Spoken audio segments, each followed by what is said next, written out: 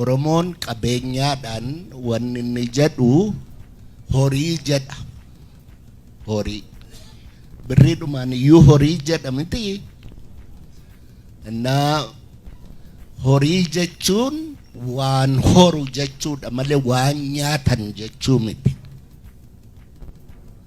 So kanaaf iyyuu horii aadaatu horataa jedha Oromoon. Nama aadaa qabutu horii qaba.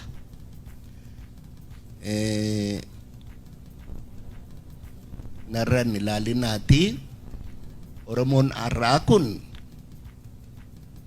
birriidha qaba malee horii sin qabu, aadaa sin qabu. Soba. Warri qabna jettanii Oromoon beektaa horii gosatu horataa, horiin kan gosaatii jedha.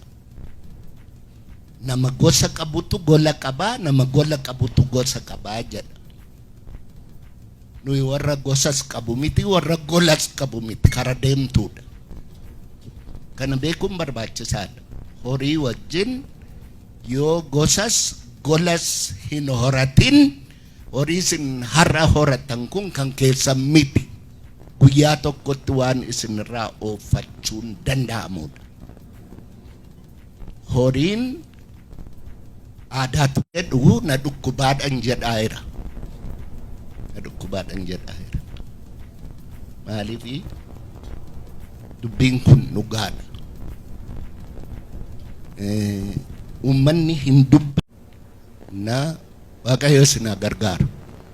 Waaqayyo hirriba kanarraa sinaa kaasu. Hirriba du'aatti jira. Kanaaf